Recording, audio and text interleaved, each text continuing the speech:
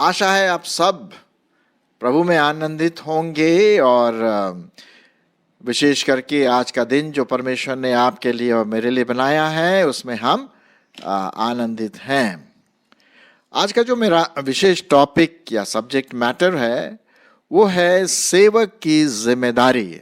हमारे कलीसिया में, हमारे चर्चेज में, हमारे फेलोशिप में, संगति में जो अगुवे होते हैं, पास्टर जी होते हैं, एल्डर्स होते हैं, प्रचारक होते हैं, सेवक होते हैं, इवेंजलिस्ट होते हैं, महिलाओं के बीच में हमारी बहनें बहुत जोर शोर से काम कर रही हैं, तो उनके लिए जो प्रभु परमेश्वर का वचन दूसरों को देते हैं उनकी क्या क्या जिम्मेदारी है, जो पौलुस अपनी पत्री में विशेष करके एक जवान व्यक्ति को लिखता है, और वो जवान व्यक्ति और कोई नहीं तिमोथी है, उसका आत्मिक पुत्र।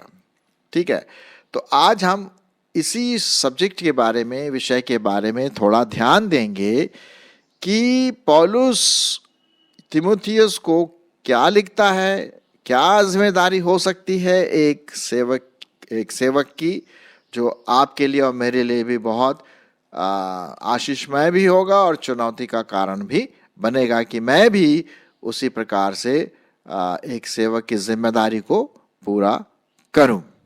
इससे पहले कि मैं थोड़ा इन बातों के बारे में बात करूं, वो भाग मैं आपके लिए पढ़ देता हूं जो पाया जाता है दूसरा तिमोथी उसका 4 अध्याय, दूसरा तिमोथी उसका 4 अध्याय और उसका 1 से 5 पद तक। दूसरा तिमोथी उसका 4 अध्याय 1 से 5 पद सुनिए। परमेश्वर और मसीह यीशु को गवाह करके जो जीवितों और मरे हुओं का न्याय करेगा, उसे और उसके प्रकट होने और राज्य को सुधि दिलाकर मैं तुझे आशीष देता हूं कि तू वचन का प्रचार कर, समय और असमय तैयार रह, सब प्रकार की सहनशीलता और शिक्षा के साथ उल्हाना दे और डांट और समझा, क्योंकि ऐसा समय आएगा कि लोग खरा उपदेश न सह सकेंगे, पर कानों की खुजली के कारण अपनी अभिलाषाओं के अनुसार अपने लिए बहुत सारे उपदेशक बटोर लेंगे और अपने कान सत्य से फेर कर कथा कहानियों पर लगाएंगे। पर तू इन सब बातों में सावधान रह, दुख उठा, सुसमाचार प्रचार का काम कर और अपनी सेवा को पूरी कर। यहां तक जैसे कि जब मैंने आपके लिए ये भाग पढ़ा तो बहुत सारी बातें आपने जरूर समझ लिया होगा कि एक सेवक की क्या क्या जिम्मेदारी होती है जब उसे प्रभु परमेश्वर अपनी सेवकाई के लिए बुलाता है। ठीक है, तो चलिए हम शुरुआत करते हैं। पहली बात तो ये है, पौलुस लिखता है अपने बेटे, आत्मिक बेटे तिमोथी को कि भाई प्रभु यीशु मसीह को गवाह समझ करके उसके जो काम है, उसकी राज्य की जो सुधि दिलाकर मैं तुझे क्या देता हूं, आदेश देता हूं, कमांडमेंट देता हूं कि तू भाई इन बातों पर ध्यान दे। किन बातों पर ध्यान दे? पहली बात कि तू वचन का प्रचार कर, किसी कहानी किस्सा का प्रचार मत कर, अपनी बड़ाई मत कर, अपनी गवाही देते समय अपनी ही बड़ाई मत कर, किसी पास्टर का प्रचार मत कर, किसी मेंबर, कमेटी मेंबर या बड़े ऑर्गेनाइजेशन का या पॉलिटिकल लीडर का प्रचार मत कर। एक चीज उसको प्रचार करना है, आपको और मुझको प्रचार करना है, वो है वचन का प्रचार, सत्य का प्रचार। जैसे कि आप इस स्लाइड में देख रहे हैं कि ये जो प्रचारक है, सेवक है, वो वचन को लेकर के, हाथ में लेकर के सही रूप से खरा वचन, सही वचन, सत्य वचन वो दूसरों को सुनाता है। तो पहली जिम्मेदारी ये है कि वो कथा कहानियों के पीछे ना पढ़ करके दूसरे अलग अलग प्रकार के दर्शन वर्शन ये सब चीजें लोग देखते हैं, सपना, इसके बारे में बात न कर। वचन वचन वचन, बाइबल का प्रचार आपको और मुझको करना। और इसीलिए मैं हमेशा कोशिश करता हूं कि जो भी बात मैं बताऊं वो परमेश्वर के वचन पे के आधार पर हो, मेरे समझ नहीं या मेरे अपने बुद्धि के अनुसार नहीं, वचन के आधार पर हो। पहली बात तो हम ये देखते हैं, ये जिम्मेदारी है। दूसरी जिम्मेदारी है क्या है? समय, दूसरे पद में लिखा हुआ है समय और असमय तैयार रहे। इसीलिए बहुत जरूरी होता है कि हम अपने नोटबुक बना के रखें। मेरे पास, मैंने नोटबुक्स बना के रखा है और उसमें ढेर सारे मैसेजेस, डिवोशंस, सरमन आउटलाइन, परमेश्वर ने जो विचार दिए, दूसरों के विचार उसमें लिख दिया, ताकि कल को अगर मुझसे कोई बात करे, पूछे कि भाई बहन आप आकर के हमारी सहायता करें वचन देने में, टीचिंग में, तो मैं तैयार रहता हूँ। ऐसा कई बार ऐसा हुआ है कि लोगों ने आकर के बिल्कुल आखिरी समय में पूछा क्या आप आकर के हमारी सहायता करेंगे वचन में। तो अच्छा होता है कि समय मिले तैयार, लेकिन पहले से आप तैयार रहें। समय और असमय आप क्या रहें? तैयार रहें। स्पेशली गॉस्पल सुनाने के लिए, सुसमाचार सुनाने के लिए। आपको पता है सुसमाचार सुनाने का मतलब क्या है? कि हम सब पापी हैं, प्रभु यीशु मसीह ने अपने प्राणों का बलिदान किया, अपना खून बहाया हमारे पापों के लिए, क्योंकि पाप की मजदूरी मृत्यु है, और वो तीसरे दिन मुर्दों में से जी उठा और एक दिन लेने आने वाला है अपने लोगों को। अब समस्त मानव जाति का ये कर्तव्य है कि वो इस बलिदान को ग्रहण करे, पापों से माफी मांगे, प्रायश्चित करे और अपने जीवन को एक नया जीवन बनाए प्रभु यीशु मसीह के अनुग्रह से। यह है, इसको बताने के लिए हम हर समय तैयार रहें। ट्रैवल करते हैं या लोगों से मिलते हैं, पार्क में, दोस्त यार, कॉलेज, वर्क जहां हम काम करते हैं, तो समय असमय कम से कम 2-3 मिनट आप दूसरों को बता सकते हैं परमेश्वर के वचन के बारे में। ठीक है, तो पहली बात हमने देखा कि वचन का प्रचार करना। दूसरी बात हमने देखा कि समय और असमय हमें हर समय तैयार रहना है वचन के लिए। तीसरी बात हम देखते हैं हमें सब चीजों को सहन भी करना है। हो सकता है लोग हमारे विरोध में बोलें, उल्टी सीधी बातें बोलें, हमें धुतकारें, हमें दूसरों के सामने शर्मनाक करें, और मतलब तरह तरह की बातें हो सकता है। ठीक है, हो सकता है मानसिक पीड़ा हमें दें, बार बार उसी चीज को हमें मतलब नीचे गिराने की सोचे। हमें सहना है, एक सेवक को ये सब बातें सहना है। कई बार मेरे साथ भी ऐसा हो जाता है, तो भाई थोड़ा गुस्सा भी आता था, कभी कभी आ जाता है, लेकिन परमेश्वर फिर मुझे क्या बोलता है? नहीं, सहो, तुम सहने के लिए बुलाए गए हो। ठीक है, तो तीसरी जो जिम्मेदारी है एक सेवक की क्या है? वो सहनशील बने, एकदम से क्रोधित ना हो, नाराज ना हो, लेकिन तैयार रहें और सहन करते रहें। भाई देखिए, स्टील बनता कैसे है? जो रॉ आयरन होता है कच्चा, उसको पिघलाते हैं आग में, तरह तरह की केमिकल चीजें डालते हैं, वो आग से वो आग को सहता है और तब जाकर के वो स्टील बनता है। ठीक है, उसी प्रकार हमें आत्मिक रीति से सहना है, क्योंकि हम प्रभु के बुलाए गए सेवक हैं। फिर उसके बाद लिखा हुआ है शिक्षा के साथ उल्हाना दे, डांट और समझा। जी हाँ, चौथी बात यह है कि शिक्षा देने में निपुण रहें। परमेश्वर का वचन दूसरों तक बांटने में तैयार रहें, उसे पता हो बाइबल में क्या क्या बातें कहाँ कहाँ पर लिखी हैं, कुछ पद उसको याद होना चाहिए, कुछ कॉन्सेप्ट उसके जीवन में होना चाहिए।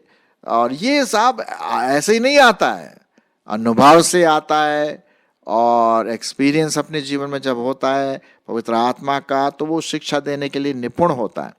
तो शिक्षा भी दे और साथ ही साथ क्या करें?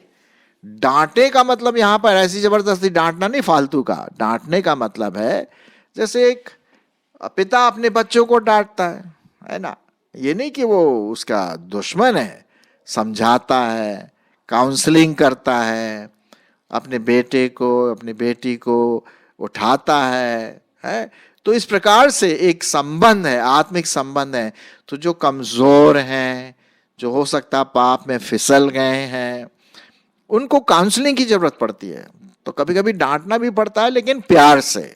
जी हाँ, प्यार से। भाई अपने लोगों को ही कोई डांटेगा, दूसरे लोगों को तो नहीं डांटेंगे।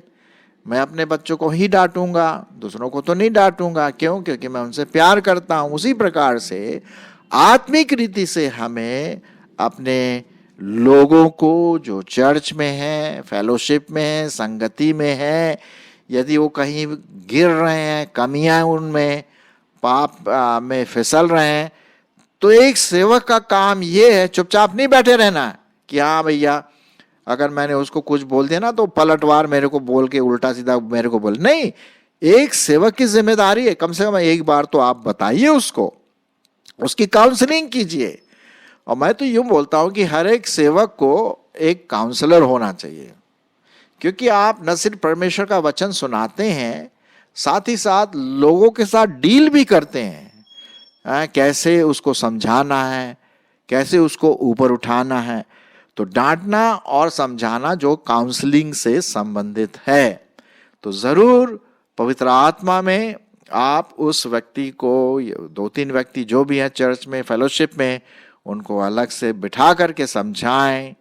हो सकता है नया कपल है, नए शादीशुदा लोग होंगे, उनको कुछ चीजों की जरूरत है। तो इस प्रकार से आप एक सेवक होने के नाते काउंसलिंग भी करें, ठीक है, शिक्षा भी दे और काउंसलिंग भी दे। अच्छा, क्यों पौलुस लिखता है, क्यों ऐसा हुआ? क्योंकि अंत के समय में क्या होगा, लोग खरे वचन को छोड़ करके कहानी किस्सों में अपना दिमाग लगाएंगे। लिखा हुआ है, ऐसा समय आएगा कि लोग खरा उपदेश न सह सकेंगे, पर कानों की खुजली के कारण अपनी अभिलाषाओं के अनुसार अपने लिए बहुत सारे उपदेशक बटोर लेंगे और अपने कान सत्य से हटाकर कथा कहानियों पर लगाएंगे। ये होगा, आजकल ऐसा हो रहा है। आपने देखा होगा जहां भी बड़ी भीड़, जो चर्च में जहां पर लोग हीलिंग हो रहा है, लोग कोई प्रार्थना कर रहे हैं तो वो गिर रहा है, लोग हंस रहे हैं, लोग बोल रहे हैं हम पवित्र आत्मा में हैं, और लोग बोल रहे मेरे को ऐसा दर्शन मिला और मेरे को ऐसा सपना आया, मैं थर थर कांपने लगा। ये क्या है? क्या ये वचन के आधार पर है? एक सेवक को ये चीजें देखना है। ऐसे लोग आएंगे जो परमेश्वर का खरा वचन नहीं सुनेंगे, जो ब्लैक एंड व्हाइट है, जो पाप को पाप बताता है और पवित्र चीज को पवित्र बताता है। तो इन प्रकार की चीजों में जब लोग फंसते हैं तो सेवक की जिम्मेदारी है कि उसको वहां से निकालें। क्योंकि क्या होगा, लोग खरा उपदेश छोड़ करके कथा कहानियों में लग जाते हैं, है ना। इंटरेस्टिंग होती है, अरे वाह क्या बढ़िया है, अरे वाह वाह वाह, लेकिन वचन जो कड़वा सच बताता है उस पर ध्यान नहीं देते हैं। तो आपको और मुझे घबराने की जरूरत नहीं है। अगर लोग सुनना नहीं पसंद करते तो मत सुनिए, लेकिन एक बार तो जरूर बताइए खरा वचन, आपका वचन, परमेश्वर का वचन खरा हो, चाहे लोग उसे सुने या ना सुने। लेकिन हम अपनी जिम्मेदारी से बिल्कुल भी न हटे एक सेवक होने के नाते। तो कानों की खुजली यहां पर यह है कि वो वही सुनना मांगते जो उनको अच्छा लगता है। परमेश्वर का वचन उनको मतलब ना काटता है, वो एकदम ऐसी बता देता है कि भैया तू है पापी, जैसे तू अब पश्चाताप कर, नहीं तो परमेश्वर अपनी डंडी चलाएगा। तो ये चीजें लोग सुनना पसंद नहीं करते। चिकनी चुपड़ी बातें और एक दूसरे को खूब मलाई लगाना, वो वाली बातें जरूर सुनेंगे, लेकिन वचन नहीं सुनेंगे। इसलिए एक सेवक को इन सब बातों का क्या करना है, सामना करना है, ठीक है। तो फिर 5वां पद में क्या लिखा हुआ है, एक सेवक को क्या करना है। पर तू का मतलब तिमोथियस और आप और मैं जो प्रभु के सेवक हैं, सब बातों में कैसा रहा, सावधान, होशियार, कि आप इन चीजों में ना पड़े। हो सकता है आपको दुख उठाना पड़े। क्या है पास्टर जी, आप अपने बाइबल में ही लगे रहते, अरे भाई यहाँ पर आओ ना, हमारे साथ ज्वाइन करिए। नहीं, अगर वो वचन के अनुसार नहीं है, आपको कोई वहां पर जाने के उनके साथ संगति नहीं करना, दुख उठाना पड़ेगा। लेकिन आपका और मेरा काम क्या है? लिखा हुआ है 5वें पद में, पर तू सब बातों में सावधान रह, दुख उठा, सुसमाचार प्रचार का काम कर और अपनी सेवा को पूरी कर। अपनी सेवा को पूरी कर, यह है परमेश्वर का वचन आपके लिए और मेरे लिए।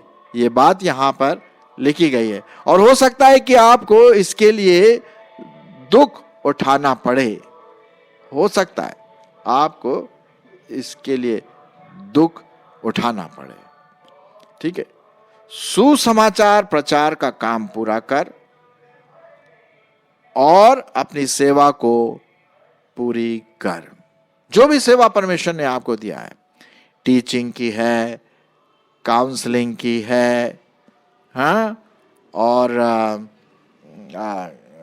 परमेश्वर के वचन को सुनाना है, सहनशीलता बनना है, खरे उपदेश में लगे रहना है, समय असमय में जब भी लोग बोले हम तैयार रहें, और काउंसलिंग का काम भी करें जब भी काउंसल की जरूरत पड़ती है। कभी कभी मेरे को लोग पूछते हैं, ब्रदर आप आइए और हमारे कुछ समस्या है उसको दूर करने में सहायता करें, इस प्रकार से, ठीक है। तो ये बहुत जरूरी है। तो आज हमने देखा कि एक सेवक की जिम्मेदारी क्या है, ठीक है। सेवक की जिम्मेदारी यह है कि प्रभु यीशु मसीह को गवाह समझकर हम वचन का प्रचार करें, हर समय तैयार रहें वचन सुनाने के लिए, सहनशील बने, अच्छी टीचिंग, क्वालिटी टीचिंग दें, है ना। उसके लिए आप स्टडी करें, पवित्र आत्मा इसमें आपकी अगुवाई करेगा।